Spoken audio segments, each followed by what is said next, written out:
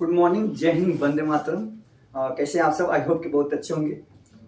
काफी दिनों के बाद हम लोग यूट्यूब पे फेस टू फेस बात करने जा रहे हैं आप लोगों से। और आज का जो सेशन रहेगा काफी बेनिफिशियल रहेगा आप लोगों के लिए।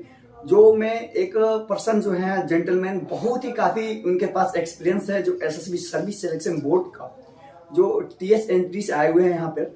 और मैं उनसे कुछ बातें करूंगा कि जो मैसेज इनके द्वारा हम लेंगे वो आप तक ले जाने का काफी प्रयास करेंगे हम, जो कि आगे आपका भविष्य में और जो भी डाउट होंगे आप उस डाउट को क्लियर कर सकते हैं। कि एक सर्विस सिलेक्शन बोर्ड की मैं बात करूं, एसएसबी एक ऐसा यूपीएससी जिसे कंडक्ट कराती है दुनिया का, मैं बोलूं तो भारत का सबसे नंबर 1 बैच है और सबसे हाईएस्ट लेवल की ये जॉब होती है। जैसे आईएएस बनना, आईपीएस बनना, और इंडियन आर्मी में डायरेक्ट आप एसएसबी में जा रहे हैं, अगर एसएसबी क्लियर कर रहे हैं तो आपको डायरेक्ट लेफ्टिनेंट बनने का, जिसे डबल स्टार पाने का एक मौका मिलता है, सुनहरा अवसर आपको अचीव करने का, अपने गोल को अचीव करने का कहीं ना कहीं एक सुनहरा अवसर मिलता है। तो आज मैं बात करूंगा यहाँ पे हमारे सामने प्रबंधक से, जो महात्मा गांधी के नियर बाई एरिया से बिलोंग करने वाले हैं, हमारे साथ में बैठे हुए हैं। आप सारे एक्सपीरियंस इनसे हम शेयर करेंगे आप लोगों के बीच में। बने रहिए मेरे YouTube channel mission alpha NCC group में। स्वागत है आप लोगों को। बार बार वीडियो ज्यादा से ज्यादा शेयर करें। मैं बताऊंगा आप लोगों को जो रूरल एरिया है, जो जिधर कॉलेज है छोटे मोटे, जिस एरिया में ऐसे वीडियो नहीं प्रोवाइड हो सकते हैं, हमारे जैसे युवा, हमारे जैसे जाबाज इंसान आप तक पहुंचाने का कार्य कर रहा है। कि आप लोग जो रूरल एरिया में बच्चे सर्विस सिलेक्शन बोर्ड के बारे में नहीं जानते, जो एसएसबी होती क्या है क्या नहीं जानते, किसके बाद एसएसबी आपको सीडीएस कब देनी है, एसएसबी कब आनी है, एनडीए कब आनी है एसएसबी के लिए, आपको टीएस एंट्री कब मिलेगी, क्या क्लियर करना पड़ेगा आपको, बैठ रही है मेरे यूट्यूब चैनल पे। मैं आज आपको बताऊंगा कि कैसे कैसे क्या क्या अचीव करने के बाद से डायरेक्ट आप एसएसबी इंटरव्यू क्लियर कर सकते हैं। आइए हम बात करना चलेंगे। अगर आप इजाजत दीजिए, थंबनेल करके बताइए तो मैं आगे बढ़ूंगा। इजाजत दे हमको कि मैं इनसे कुछ लेने का प्रयास करूं। ठीक है, मैं चलता हूं उनकी तरफ से। कैमरामैन से मैं चाहूंगा इनकी तरफ देखें और मैं इनसे बात करना चाहूंगा। बहुत बहुत धन्यवाद आपको मेरे यूट्यूब चैनल में आने के लिए। धन्यवाद आपका भी। और आज जो हम लोग बात करने वाले हैं कि आप 10+2 एंट्री से जो आए हैं, हाँ। उसमें आप बचपन से क्या टारगेट रही आपकी, और आप करना क्या चाहते हैं आगे अपने लाइफ में, और यहाँ तक आने का आपका रहस्य क्या था, और अपने एसएसबी इंटरव्यू का जो आपने कोर्स किया उसके बारे में थोड़ा बताइएगा। उसके बाद से आपने जो स्किन आउट हुए, आपका एक्सपीरियंस क्या रहा, कहाँ मिस्टेक हुआ आपसे, वहाँ कैसे माहौल थे, बच्चों को क्या नहीं करना चाहिए था, बच्चे क्या करें कि उनकी लाइफ अच्छे सेटल हो जाए। आप ये भी बताइए, बच्चे को बहुत डाउट है कि हम क्या करके आए हैं कि डायरेक्ट एंट्री मिले हुए। आप बताइए सीडीएस में कैसे करना होगा, एनडीए में कैसे करना होगा, उनको 10+2 की एंट्री या डायरेक्ट एसएसबी की लिया नहीं तो क्या करना होगा उन्हें। अपने पहले इंट्रोडक्शन, आप बहुत खुशी की बात है कि हमारे जो राष्ट्रीय पिताजी से कहते हैं, उनके इर्द गिर्द से बिलोंग करने वाले हैं। अपना इंट्रोडक्शन देख लीजिए। धन्यवाद भैया, पहले तो मुझे आपने इनवाइट किया है।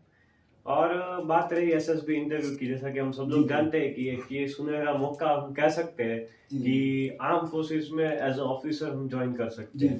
2 स्टार आपने लेफ्टिनेंट जैसे आपने बोला है, वैसे हम डायरेक्टली ज्वाइन कर सकते हैं। जैसे मैं टीएस एंट्री से आया था ज्वाइन करने के लिए, लेकिन दुर्भाग्यवश मैं स्क्रीन आउट हो गया।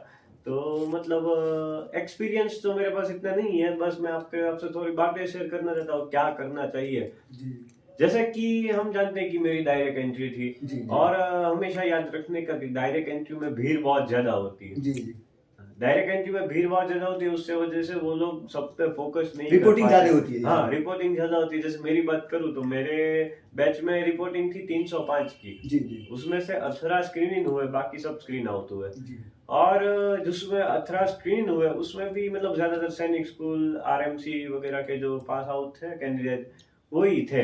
उन्हें अपॉर्चुनिटी मिल रही है कहीं ना कहीं। हाँ, उन्हें प्रायोरिटी पहले मिल गई, क्योंकि वो पहले से डिसिप्लिन सीख के आए। हाँ, और हम तो आपके कहने का मतलब सपोर्ट है कि जो बच्चे डिसिप्लिन में पला बड़ा हो, सैनिक स्कूल से बिलोंग करता हो, उसके पेरेंट्स कहीं ना कहीं आर्मी में हो या अदर साइड में जॉब करते हो, तो उस बच्चे को काफी बेनिफिशियल है एसएसबी सेंटर में जाने के लिए। हाँ, उनको काफी बेनिफिशियल है, क्योंकि वो पहले से ही ऐसे माहौल में पड़े हुए हैं। जी। और सब बात करूं तो टोटल उसके डिसिप्लिन के ऊपर निर्भर है। तो आप लोग को पता चल गया इनके बातों से कि सबसे इम्पोर्टेंट जो क्या है, आपको बिकॉम्स ऑफिसर बननी है तो most important be careful, unity of discipline बहुत इंपॉर्टेंट है, जो एनसीसी कैडेट में रूह रूह से भरा होता है। सैनिक के जो स्कूल से आते हैं बच्चे, काफी दौर से उनके अंदर डिसिप्लिन का और जो मोरल होता है बहुत ही बेहतर होता है। मैं आगे जानना चाहूंगा, बहुत खुशी हो रही है आपसे जानकर, आगे बताएं। हाँ, और बात रही जैसे मेरे स्क्रीन आउट होने की, तो मतलब उसमें हमें पता, एसएसबी की एक खासियत है कि हमें कभी भी पता नहीं चलता कि हम क्यों बाहर निकल गए। वो कभी बताते भी नहीं है कि क्यों बाहर किया आपको। और मेरी बात करूँ तो मतलब मेरा ग्रुप परफॉर्मेंस अच्छा था, नरेशन अच्छा था। फिर बात करें कि हम ओआर भी मेरा अच्छा गया था। लेकिन जहाँ प्रॉब्लम आई वो थी ग्रुप डिस्कशन। मैंने पार्टिसिपेट किया था ग्रुप डिस्कशन में, लेकिन कुछ होता है मतलब नहीं हो पाया। हाँ। रीजन क्या रही हुई आपकी जीडी जो बोल रहे हैं? हाँ, आपकी पीपीटी कैसी चली? पीपीटी बहुत मतलब धुंधली बहुत थी, कुछ दिख नहीं रहा था। मतलब 10 या 15 सेकंड तो हमें पता करने में गया कि वो दिखाना क्या चाहते हैं, और बाद में ऐसे 15 मिनट बचे, उस 15 सेकंड बचे, उसमें हमें स्टोरी लिखनी थी। स्टोरी का मतलब पूरा याद करना था कैसा कैसे होगा। फिर उसमें तो चलो फिर भी नहीं गया, कोई भी क्रिएटिव माइंड वाला इंसान होगा उसके लिए तो आसान रहेगा वो सब।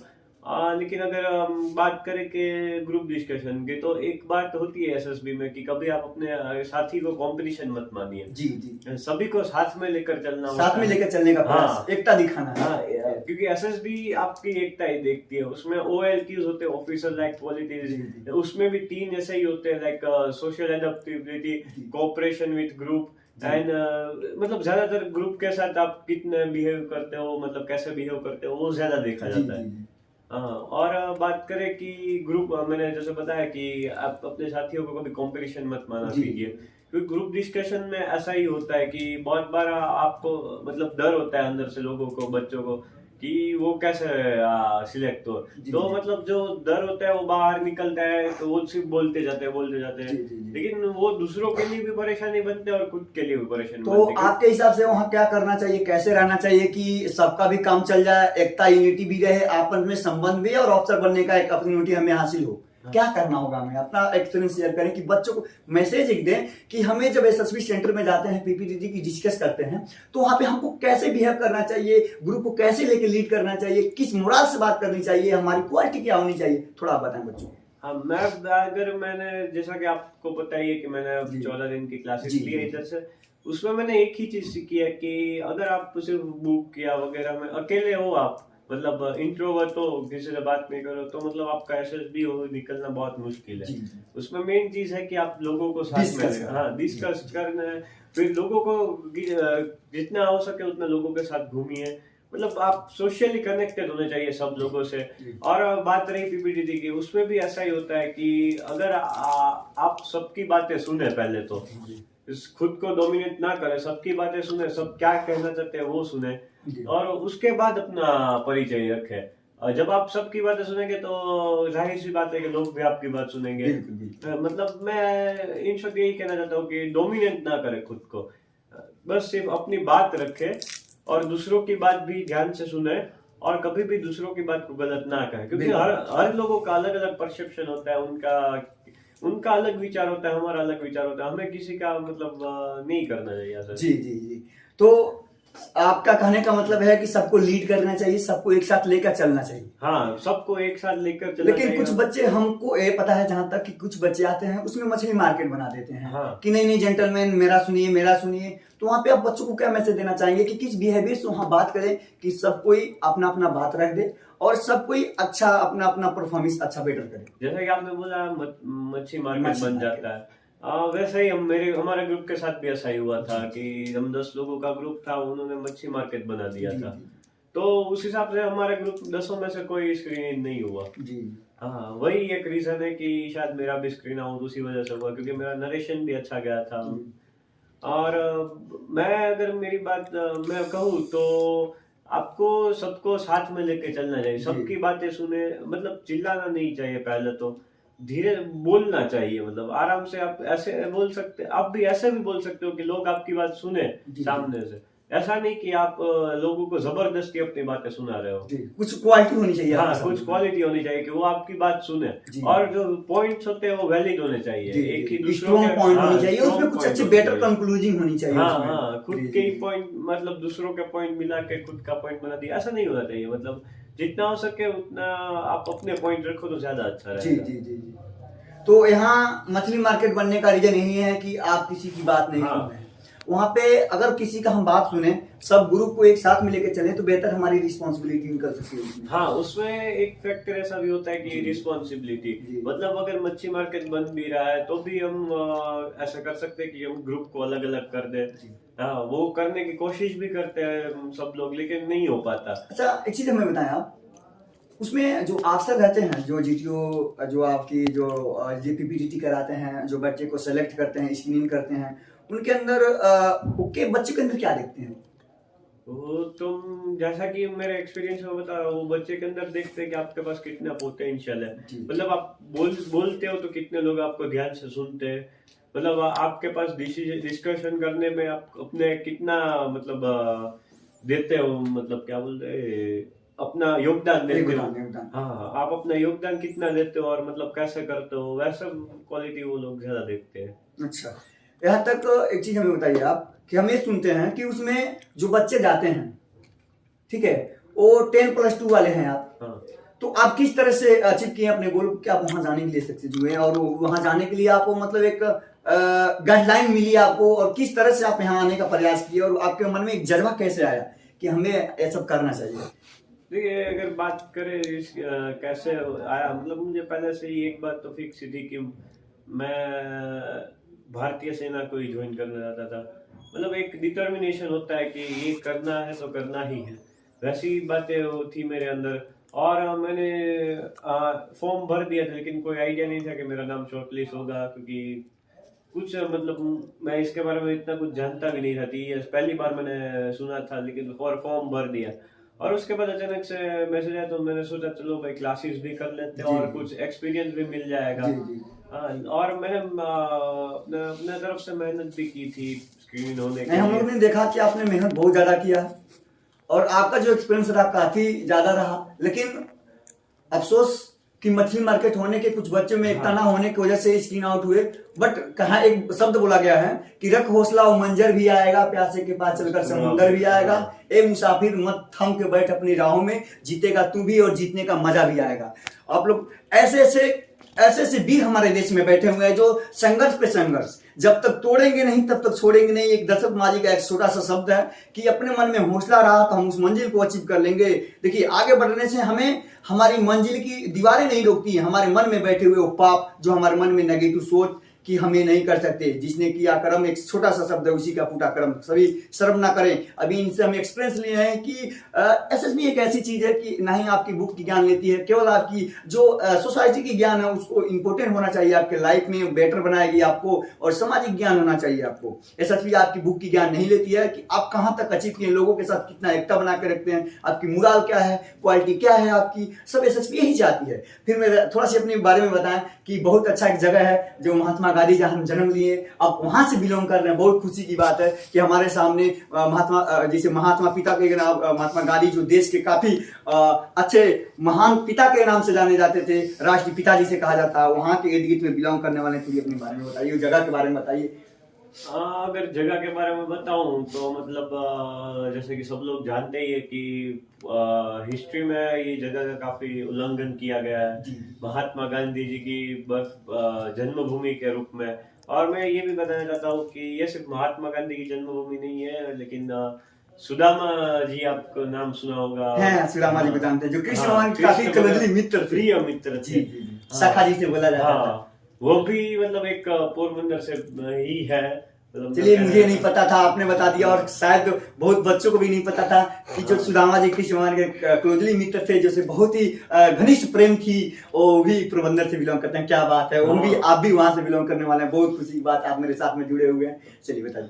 पोरबंदर का एक और नाम भी कम कहते हैं सुदामापुरी, जैसा कि बताइए। हाँ, बहुत खुशी की बात हुई, बता के बताइए। हाँ वही। और बात रही पोरबंदर, एक बहुत ही ज्यादा आप मान सकते हो कि इम्पोर्टेंट बेस है इंडियन नेवी और इंडियन कोस्ट गार्ड का, क्योंकि आपको जैसे पता ही है पोरबंदर के बाद पूरा समुद्र ही है, और उसके बाद पाकिस्तान आ जाता है। तो मतलब समुद्र के मुकाबले पोरबंदर में जो नेवी और कोस्ट गार्ड है उसका बहुत इम्पोर्टेंट रोल है।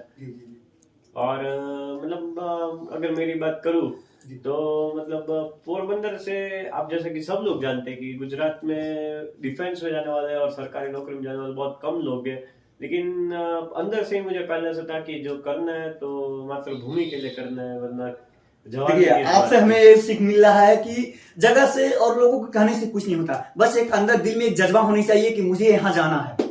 क्यों? हाँ सकारात्मक सोच होनी चाहिए हमारी लाइफ में, एक कड़कड़ में बसनी होनी चाहिए हमारी उत्साह में कि मुझे करना है। हमें लगता है कि अगर हमारे मन में हो सकता है तो I can do this work, में काम कर सकता हूं, तो कंपलसरी हम इस काम को अचीव कर लेंगे। जो आपने लेके यहाँ तक आया, आपने गुजरात से इलाहाबाद आने के लिए बहुत क्या क्या ने सोचा होगा, आपने क्या क्या किया होगा, तब यहाँ आए और आप यहाँ अपने आने में सफल भी हुए, बहुत खुशी की बात है। चलिए थोड़ी सी सीडीएस की मैं बात करूं और एनडीए की, और बच्चों को थोड़ा सा बताइए इन लोगों के बारे में, थोड़ी सी एक्सपीरियंस शेयर कर दिए कि मतलब ये बोलते हैं कि हम कैसे एसएसबी दें कैसे ना दें। तो एक्चुअली मैं बात करूं, आप मान लीजिए 10+2 एंट्री दे चुके हैं, तो आपके पास क्या अपॉर्चुनिटी है? आपको सीडीएस का आपके पास कुछ अटेम्प्ट होंगे, आप सीडीएस का आगे चल के कुछ दे सकते हैं या इंटरव्यू में आ सकते हैं, ऐसी क्वालिटी है।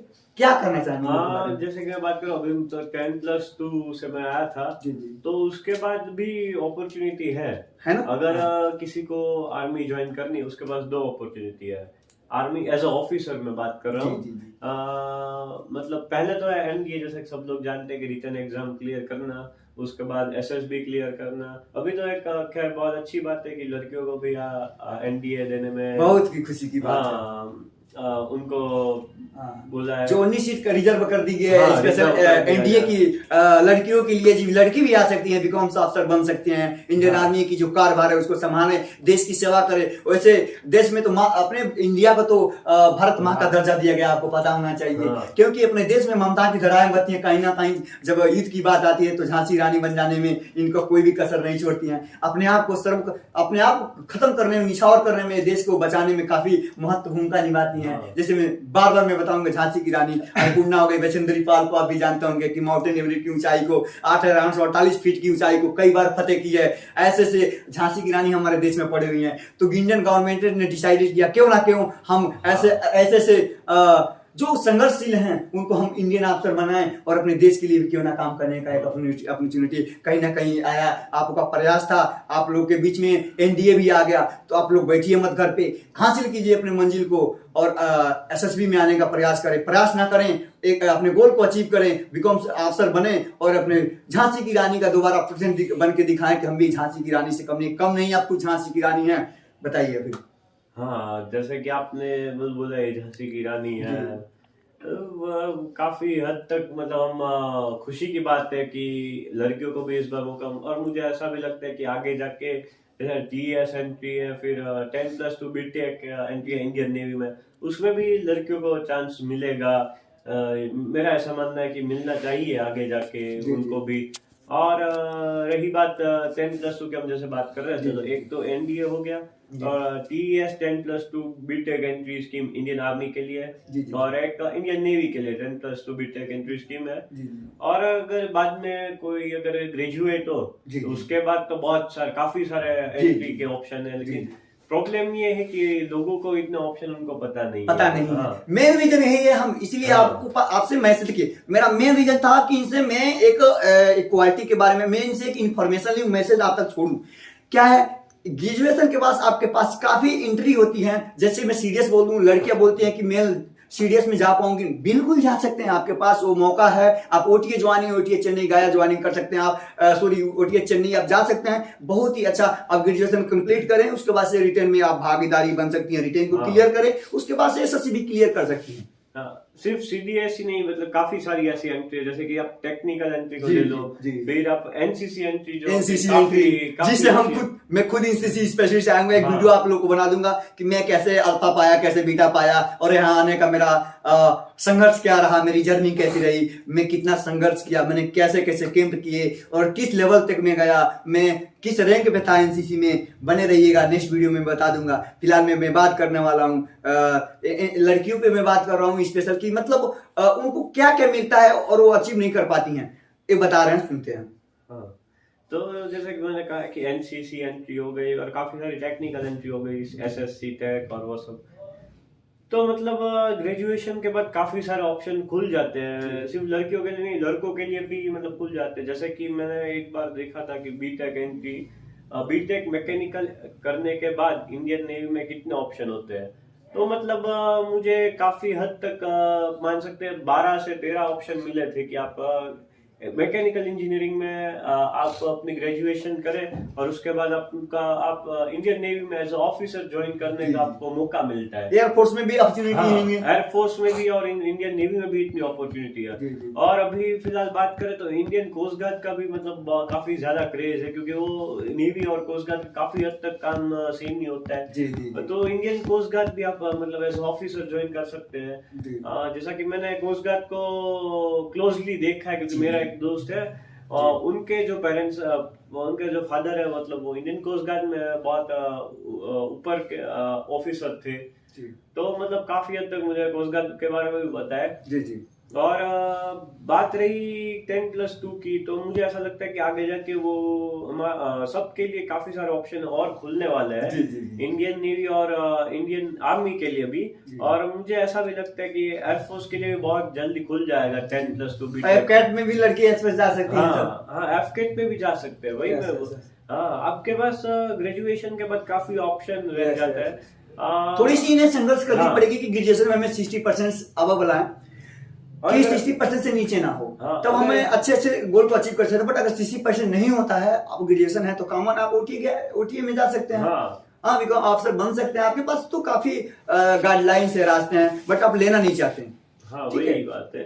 तो बहुत अच्छा लगा आपको आपसे बातें करके। बहुत बहुत धन्यवाद आपको कि आपने जो भी मैसेज दिया, एक काफी बहुत ही हद तक जाने वाला है मैसेज। जो रूरल एरिया में रहने वाले हैं हमारे, जो मतलब पर्सनली में बात करूं, एनसीसी कैडेट जिनको पता है एनसीसी रात दिन हार्ड वर्क करते हैं, आपको पता नहीं ये सेकेंड आर्मी के नाम से जाना जाता है, ये काफी हद तक गुजर जाते हैं। इनके अंदर सहनशीलता बहुत ज्यादा होती है, एक क्रमनिष्ठ बहुत होते हैं, इनकी चरित्रवान भी और क्वालिटी बहुत होती है। ये काफी संघर्ष करते हैं अपने अचीव को पाने। लेकिन कहा जाता है कि अगर टाइम टू टाइम एक खिलाड़ी कंटिन्यू कितना हो गोल मारता हो, अगर अच्छे गोल पे ना मारते हो उसको पॉइंट नहीं मिलेंगे। तो आप लोगों को निकलिए अपने जगह से और अच्छे ऐसे स्थान पे गोल मारिए जहां पे आपको कुछ हासिल होने वाला हो। आपको घर बैठने से कोई जरूरी नहीं, आप कंप्लीट कीजिए ग्रेजुएशन और आगे बढ़ने का प्रयास कीजिए। साथ दीजिए मेरा, सब्सक्राइब कीजिए मेरे यूट्यूब चैनल को, ज्यादा से ज्यादा वीडियो को शेयर कीजिए। ऐसे ऐसी वीडियो में लगातार आप लोगों के बीच में लाने का प्रयास करूंगा। कोई भी कष्ट होती है, कोई भी समस्या होती है, आपको कुछ भी जानकारी लेनी है तो मुझे फॉलो करें और मैसेज करें। पर्सनली मैं आपके पास में बात करूंगा। कोई भी प्रॉब्लम होता है, मैं वैसे यूट्यूब पर हूं कि अगर कोई भी दिक्कत होता है पर्सनली मैं आपसे बात करूंगा। कोई भी दिक्कत होता है आप हमसे पूछ सकते हैं। हमको नहीं पता, मैं किसी और से पता करके आपको बताऊंगा। लेकिन आप आगे बढ़ने का प्रयास करें, आप घर में मत बैठें, क्योंकि लाइफ में घर बैठे कुछ नहीं कर सकते हम लोग। ठीक है, आपको आगे बढ़नी है तो कुछ ना कुछ करना होगा। बने रहिए मेरे यूट्यूब चैनल पे। हम आज का वीडियो समाप्त करते हैं। कल मिलेंगे आपसे कि हमने एनसीसी बी में, सी में कैसे अल्फा प्राप्त किया, मैं कैसे सीनियर अंडर ऑफिसर कैसे रहा।